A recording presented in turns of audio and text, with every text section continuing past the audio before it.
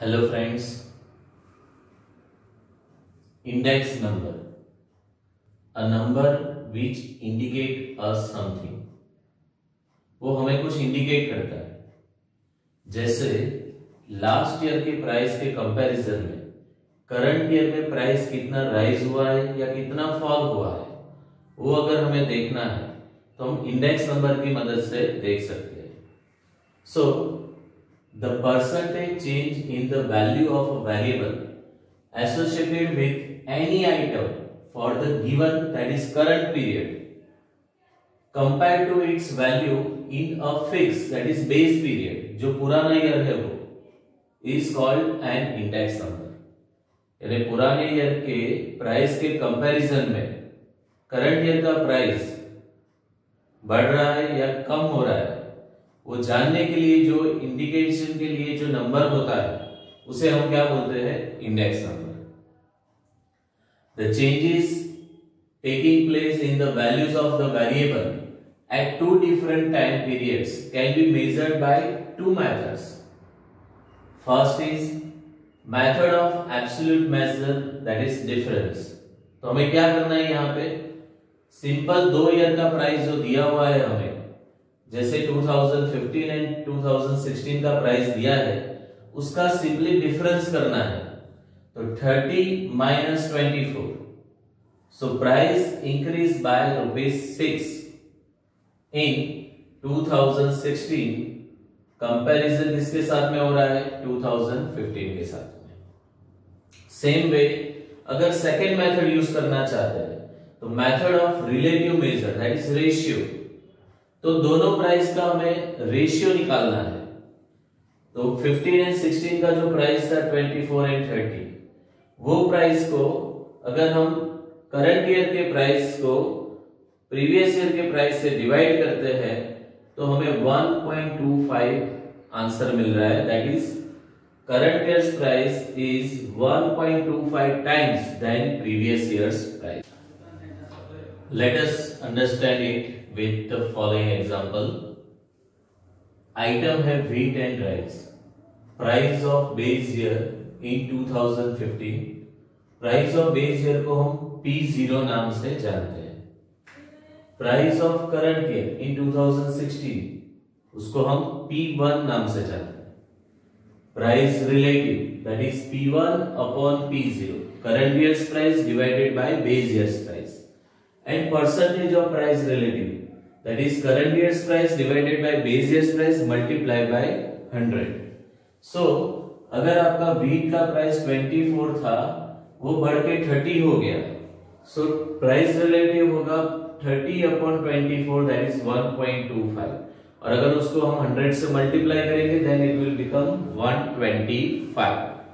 Same way rice का price 40 था, 46 हो गया, so 46 upon 40 that is 1.15, and when it is multiplied by 100 it goes to 150। now the total of price relative 2.40 and percentage of price relative 240। अगर इसको divided by 2 करेंगे, इसका average करेंगे तो 120 आ जाएगा। और वही चीज यहां से भी हो सकता है, like this price index number of wheat and rice for the current year is equal to price relative of wheat plus price relative of rice divided by number of items। जितने भी items है उससे हम divide करेंगे and multiply by 100। so 1.25 plus 1.15 divided by 2 multiply by 100, so answer is 120। so basically 100 अगर base year में price होता है तो उसके कंपैरिजन में करंट ईयर में प्राइस 120 हो गया है। It means it is rise by 20%।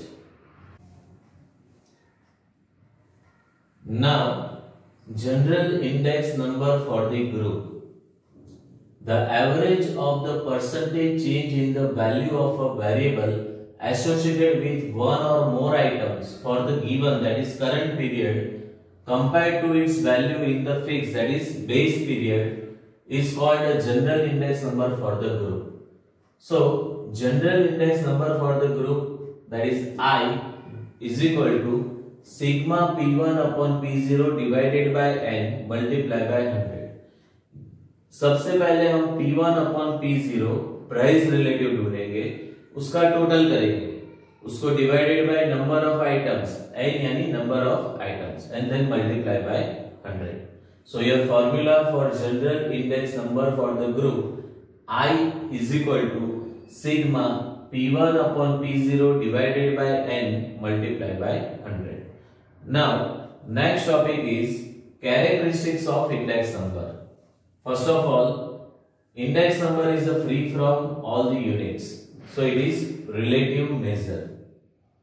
It is also comparative measures because यहाँ पे हम अलग अलग यूनिट्स की कंपैरिजन करते हैं। Then it's showing percentage change. हमने पहले भी पढ़ा कि लास्ट ईयर की कंपैरिजन में करंट ईयर में कितना परसेंटेज राइज हुआ है या फॉल हुआ है वो हमें पता चलता है। It is special average. Average के जितने भी कैरेक्टरिस्टिक्स है वो सभी कैरेक्टरिस्टिक्स यहाँ पे इंडेक्स नंबर के भी है, so it is a special average. And last one compared by ratio. यहाँ पे हम अलग अलग ईयर के जो प्राइस है या क्वांटिटी है उसको कंपेयर करते हैं और उसका रेशियो निकालते हैं, so it is compared by ratio. Now uses of index number. Index number हमें कहां पे यूज होता है? तो first, index number for trade. Generally index number general situation of economic activities in trade वो जानने के लिए यूज होता है। Second, wholesale price index number. Wholesale price index number जो है वो general price level in the country, जो कंट्री का जनरल प्राइस लेवल है वो बढ़ा है कम हुआ है वो जानने के लिए यूज होता है। Then third, cost of living index number. तो cost of living index number जो है, जैसे अलग अलग सिटीज में जो भी पर्सन रहता है या अलग अलग कैटेगरी का, तो उनका कॉस्ट ऑफ लिविंग जो है उसमें क्या चेंज हुआ है, कॉस्ट ऑफ लिविंग बढ़ा है या कम हुआ है, वो जानने के लिए हम cost of living index number ढूंढते हैं। Fourth one, index number of human development. हमारा एजुकेशन लेवल या स्टैंडर्ड ऑफ लिविंग, तो वो सब चीजें जो है वो ह्यूमन रिसोर्स डेवलपमेंट में आती है, तो वो कैलकुलेट करने के लिए हम index number of human development use करते हैं। Fifth one, index number of national income. हमारे कंट्री का इकोनॉमिक कंडीशन कैसा है वो जानने के लिए, to evaluate economic condition of the country, वो जानने के लिए हम index number of national income use करते हैं। Six, index number of industrial production. Industry में जो प्रोडक्शन हुआ है वो बढ़ा है या कम हुआ है, उनका जो चेंजेस है वो जानने के लिए हम ये index number of industrial production use करते हैं। Seven, index number of agriculture production. Agriculture production के प्राइसेस राइज हुए हैं या कम हुए हैं, that is change in the price level of agriculture product. So उसके लिए हम index number of agriculture production use करते हैं। 8, index number of import and export.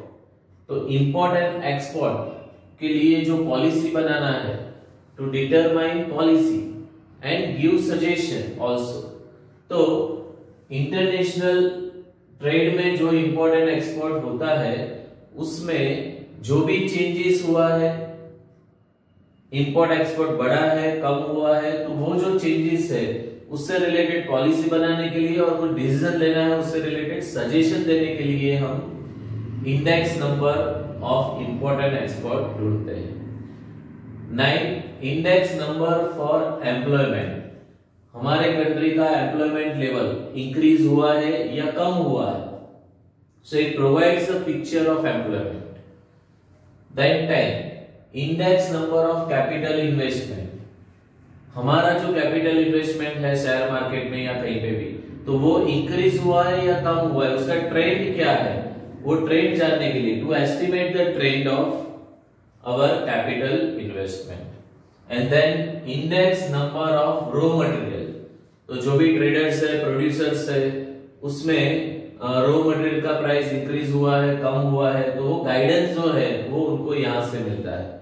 So production related जो भी गाइडेंस है वो index number of raw material से उनको मिलता है। Next topic is base year. In the construction of index numbers, the value of a variable for the current period is compared with the value of the variable with a fixed period, usually from the past. This fixed period or year is called the base year. Past का जो year है उसकी comparison हम current year के साथ में करते हैं, तो past का जो year है उसे हम क्या बोलेंगे? Base year. For example, if the price of an item in the year 2016 is to be compared with the price of the same item in the year 2015, the year 2015 is called base year, 2016 is called the current year.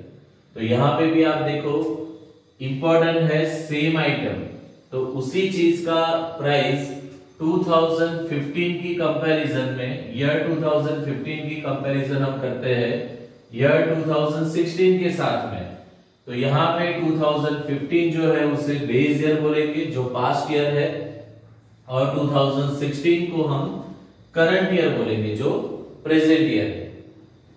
Base year choose करते time हमें कुछ चीजें ध्यान में रखनी पड़ती है। It should be standard और नॉर्मल ईयर, उसमें ज्यादा फ्लक्चुएशन, प्राइस फ्लक्चुएशन होना नहीं चाहिए। It should be free from natural calamities, जो भी नेचुरल कैलेमिटीज है वो ज्यादातर वो ईयर में नहीं होनी चाहिए। It should be free from unusual events like abnormal man made events, war या ऐसा कुछ भी मैन मेड इवेंट्स है तो वो भी वो ईयर में नहीं होना चाहिए। It should not be from a distant past, बहुत दूर का ईयर भी हमें बेस ईयर नहीं लेना है। नॉर्मली बेस ईयर बहुत ही नजदीक का, या तो फिर जिस ईयर में ऐसी कोई भी इवेंट ना हुई हो, ऐसा नॉर्मल ईयर ही हमें बेस ईयर सिलेक्ट करना होता है, क्योंकि ऐसी इवेंट्स की वजह से प्राइस में ज्यादा फ्लक्चुएशन रहता है। And base year can be selected in two ways, उसके दो वेज से हम सिलेक्ट कर सकते हैं। First fix base method and second chain base method.